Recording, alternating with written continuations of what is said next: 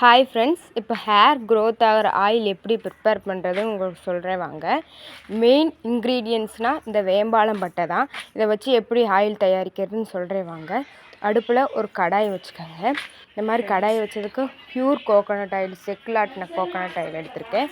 அதை நீங்கள் தேவைக்கு அளவாக உங்கள் ஹேருக்கு எவ்வளோ தேவையோ அந்த மாதிரி வச்சுக்கோங்க. நீங்கள் 1 மந்த் 2 மந்த்து கூட ஸ்டோர் பண்ணி வச்சுக்கிற மாதிரி வச்சுக்கலாம். இந்த மாதிரி வச்சுட்டு அடுத்து நல்லெண்ணெய்.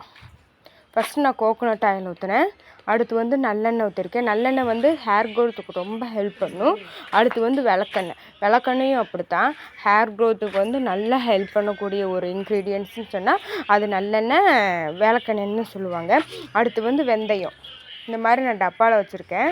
நீங்கள் கொஞ்சம் வெந்தயம் அளவாக போட்டால் போதும். கொஞ்சம் வெந்தயத்தை எடுத்து இந்த அளவுக்கு நான் போட்டிருக்கேன். உங்களுக்கு எவ்வளோ வெந்தயம் தேவையோ அந்த அளவுக்கு நீங்கள் போட்டுக்கலாம். எண்ணெயை பொறுத்து நீங்கள் வெந்தயம் போட்டுக்கலாம். நான் ஒரு அளவுக்கு ஒரு 2 டேபிள் ஸ்பூன் போட்டிருக்கேன். இதுதான் மெயின் இன்க்ரீடியன்ட்ஸ், வேம்பாலப்பட்டை. இதை அளவாக போட்டால் போதும். அது நல்ல கலர் கொடுக்கும். நீங்கள் கொஞ்சம் கொஞ்சமாக எண்ணெய் தீர்ந்ததுக்கப்புறம் இந்த மாதிரி ப்ரிப்பேர் பண்ணி வச்சு அழகாக உங்கள் ஹேரில் தேய்ச்சிட்டு வந்தீங்கன்னா ஹேர் க்ரோத் சூப்பராகும். ஒரு முடி கூட உதிராது. இது 100% ப்யூர்.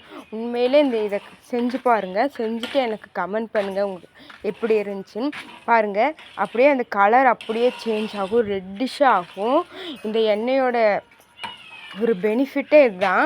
அப்படியே நல்லா எண்ணெய் பார்த்தீங்களா, நீங்கள் கொஞ்சம் சிம்மிலேயே வச்சு அழகாக இந்த மாதிரி கலந்து விட்டிங்கன்னா ரொம்ப ரெட்டிஷ் ஆகும். ஒவ்வொருத்தர் வெயிலே வைப்பாங்க. வெயிலில் வைக்கணும்னு ஒன்றும் இல்லை, கொஞ்சம் ஹீட் பண்ணாலே அந்த எண்ணெய் ரொம்ப ரெட்டிஷ் ஆகும். பாருங்கள், ஃபஸ்ட்டில் இருந்ததுக்கும் எந்த அளவுக்கு ரெட்டிஷாக இருக்குதுன்னு பாருங்கள். அது கொஞ்சம் ரெட்டிஷ் கலர் வந்தோன்னு நீங்கள் அடுப்பை ஆஃப் பண்ணிவிட்டு கொஞ்சம் அந்த ஹீட்லேயே கொஞ்சம் நேரம் இருக்கட்டும். அந்த ஹீட்லேயே விட்டுருங்க. ரொம்ப ரெட்டிஷ் ஆயிரும். ரெட்டிஷ் ஆனோன்னா ஒரு பாட்டிலில் ஸ்டோர் பண்ணி வச்சுட்டு நல்லா ஹேர் ஃபுல்லாக நீங்கள் அப்ளை பண்ணி நார்மலாக ஹேர் அப்ளை பண்ணி நீங்கள் ஹேர் வாஷ் பண்ணிக்கலாம். இல்லைன்னா ஹேரில் அப்ளை பண்ணிவிட்டு நீங்கள் தலை சீவிக்கலாம் நார்மலாகவே. இந்த வீடியோ பிடிச்சிருந்துச்சுன்னா லைக் அண்ட் சப்ஸ்கிரைப்.